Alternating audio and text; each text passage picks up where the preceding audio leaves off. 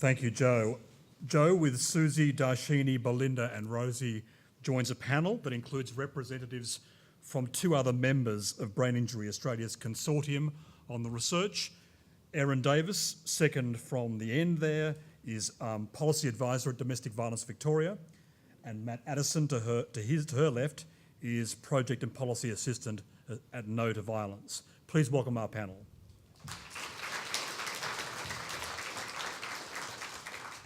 I thought that to sort of get things started, I'd ask Erin whether anything about, apart from what you just heard, anything about the research and its findings surprised you or surprised DV VIX members?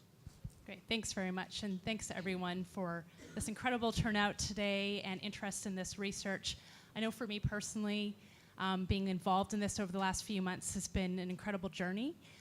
First of all, I've worked with some amazing people, and I've learned so much as well, and it's really given me an opportunity to reflect on how we can work in the integrated family violence system as specialist family violence services, but with partners in the health services and justice and police and so many other practical parts of our family violence system that respond to family violence together, really, focusing in on this issue of brain injury and family violence. I think what really surprised me, and it's been seen in the data here today, is how high this prevalence is.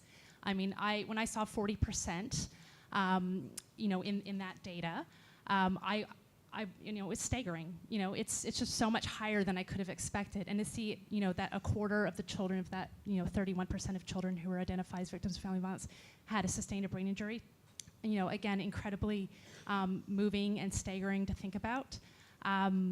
I was reflecting on some of the commentary we had from Specialist Family Violence Services when we did a consultation with them some months back. Susie came when we did a consultation with our members, and how they talked about the struggles that they've had trying to advocate for victims of family violence who have a brain injury and trying to get the services and support that they need.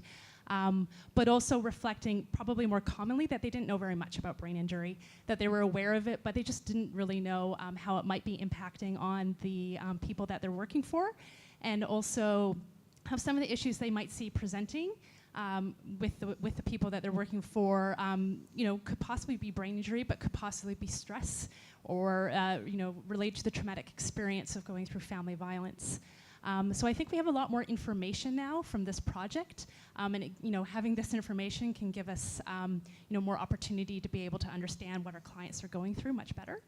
And the other thing I wanted to reflect on was unpacking the social context of the lives of the people who are going through this. So that hamburger model I think is really useful because if you look at all the different factors impacting on the lives and circumstances of people who are living at this nexus of brain injury and family violence. And I think the social context is something that we really need to learn more about as well. So considering that, we know family violence is a patterned behavior, it's an ongoing behavior, it's threatening, it diminishes the agency and the freedom of the person who's experiencing violence. But we also know that it's predominantly a gendered issue as well, and the data does reflect that. But I think there's so much more, we're just kind of at the beginning of understanding that in the context of family violence. There's so much more to unpack there and to learn and to challenge our own thinking around that as well. So, I just really kind of welcome the opportunity to have more of those conversations. That's been really a big part of this project for us. I want to talk about a couple of the recommendations too. I think we spent a lot of time thinking about those and the current context. The Royal Commission to Family Violence has really afforded us an opportunity to do so many exciting new things and to work in a multidisciplinary way. And that's something I really wanted to reflect, because specialist family violence services are a central part of the family violence system, but they're not the only part of it. And so looking at how we can work in an interdisciplinary, multidisciplinary way with specialists in brain injury health services, I think is a really critical next step. I can go on. Well, I'm aware that there are bound to be many questions from the floor. Yeah. I do want to give Matt a chance to effectively answer the same question, which is for you, for No to Violence member organisations, what again, what surprised you came as a revelation out of the work? Very similar to Erin, I think. Prevalence was particularly staggering. So men who use family violence are double, in those situations, will have a brain injury at double the rate than the general population does. And that's pretty staggering, and I think something that our sector hasn't thought about very much. And so working on this project, again, as Erin has articulated, I've gone on a bit of a journey myself, and part of that is looking into, brought me to looking into violent offending in general and the correlation with ABI.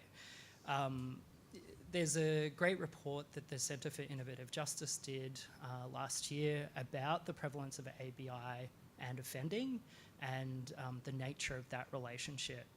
Their study found 40% of prisoners to have an ABI. Other reports have shown up to 80% of prisoners. So if you put our findings in context to that, it isn't actually that surprising, but we as a sector haven't looked at that factor as much as maybe health sectors and stuff have. So I think what we have been most astute at is looking at those situational factors, and that's more or less because we have a risk-driven response. And so what's easier to identify in a crisis situation, in a risk situation, is what's happening in that situation in that time and place, not what are the individual factors that might be supporting that use of violence. And in those risk assessments, there is no time for diagnosis, there is no time to assess deeply. And I think that is often why some of this is missed.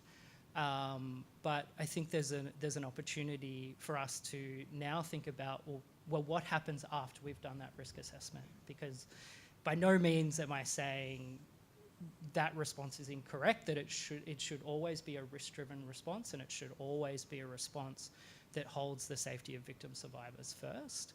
And you do that by focusing on the risk-relevant information. But once you've done that, what happens next? And I think this report really identifies the heterogeneity of perpetrators of family violence.